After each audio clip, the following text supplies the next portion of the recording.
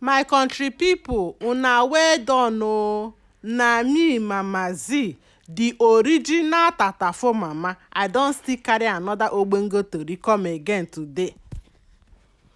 I sidon my own jeje o, dey mind my own business. Na him another Tatafo come carry come meet me say whether I don hear wetin dey shele. Na I ask am say wetin dey shele? E say say breeze don blow and fowl nyash don open, say dem don see how our sister Ogbebo take get money wey she take build her mansion. Me sef I come tell am say no, make una no dey talk like that. Say Ogbebo na business woman. Say she sef herself come tell us say how she dey take dey work hard dey make the money. Say na so she take make her money wey she take build her mansion. Na im the Tatafo come tell me o, say make I leave matter for Matthias. Say this wey I dey see so, na she be the chairperson of the runs people dem na. E say make I forget all this ones so wey dem dey form. Dey say dem dey work hard, dem dey work hard. Say the person wey dey carry ehi now na MC Oluomo. Say na him be the person wey dey carry. Say Ogbebo no dey enter for where money no dey. Abeg, who no like money? Me sef I like money joor.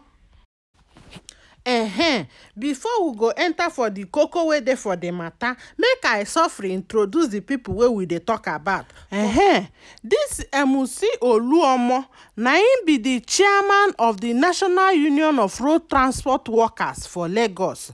Na the baptism wey dem do am, but in short make we call am say na him be the chairman of the Agboro dem for Lagos. The name, im real name wey im papa and im mama give am na Musiliu Ayinde Akinsoya. E dey 45 years.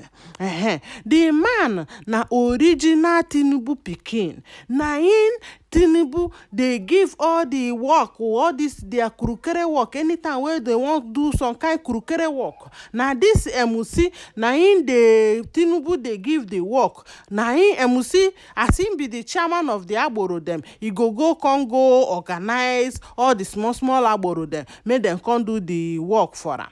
So the man now e dey for better money because as him dey do all those their dirty work, na so dem dey take the money dey baff am. Na wetin make our sister Ehi come talk say she wan die put for there. Ehi Ogbebo for her own corner na billionaire business woman wey get 3 children. Ehi Ogbebo na divorcee. She don first marry the first husband wey she with am born 2 children before she and that one no come dey again. After that one, na im she come marry billionaire businessman wey dem dey call Kenneth Bramo. Abeg leave matter for Matthias. This my sister, she can like money sha. So 8 months after she marry her billionaire businessman wey be Kenneth, 2 of them don come born baby girl. Small time sha, he come begin dey shout say he no wan marry again. Say Kenneth na Curtis, say he wan take him head do juju. Na him small time she come run come comot for the marriage. But today sha, we no go enter for inside all those kind tori because no be wetin carry us come today. Sometime 2020 this year, na him come open one kind big mansion. As the mansion, na so the mansion fine. She come say na this thing because that month na him she come complete 35 years. Na him she come say na this thing na him she wan take do birthday present for herself. Everybody come dey happy, even me myself I come dey look myself. I say see woman like you, see the kind thing wey dem dey build. I come happy for am well. Na so she come talk say she dey work hard dey make her money. Na this one na she take calm herself down. As na this one na be the cold water wey she take pour for her head for all the struggle wey she dey struggle. Back for the koko wey carry us come here today. So people come dey talk as I dey tell una say my Tatafo come dey talk say na Ehi with Emusi, na 2 of them come dey waka kurukere waka now. the gist don first waka before say emusi with ehi na two of them na dem dey together now. Na in that time na he come talk am say lie say no be true, say all these things na bloggers na dem come dey carry the thing dey waka, say nothing like that kind thing dey, say bloggers just dey talk am make dem for dey sell their market. As she talk am, as we sef we no dey force person make e swallow wetin e no wan swallow. As she talk am say nothing concern am, concern emusi, na im we come rest for the matter. But as we sef rest, e get some people wey say dem no go rest for the matter. Some people wey say leg wey dey waka fiam, say eye wey dey look fiam, dey see am. Na im dem come dey follow dem dey waka kurukere. Na so he come waka in with the emusi, come go for Tokai, go there. Na so the eye wey dey waka fiam, come follow dem, come enter Tokai, come see two of them. Na two of them enter plane together. Even though say as dem dey waka dey comot for the matter, dem just go different.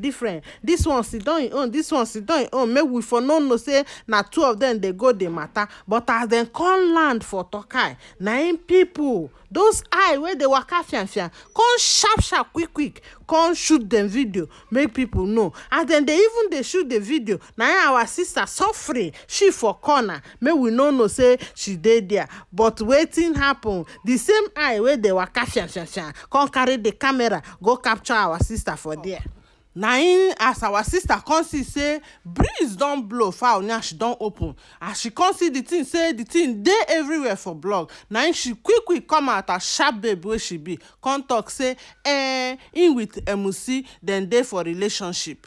Na im make all the tatafo dem come say say fowl yansh don open o, dem don see where the money wey he take build the mansion come from. Say na Tinubu money, the money wey emusi dey collect from Tinubu money, na im he take build the house. Na im dem say na wetin make he carry head chook for man wey don get 3 wives, say she wan die put for there, because dem say our sister dey like money well, say she no dey go for where money no dey. And for emusi himself, dem say emusi dey take money dey baff all the women wey dey for im life. Dem say na im make our sister he carry her head go chook for there, say she wan die for there, because if not, people come dey think am say wetin woman like he go come dey do with her motor agboro park. So dem come see say na this thing na im make am, say na Tinubu money wey emusi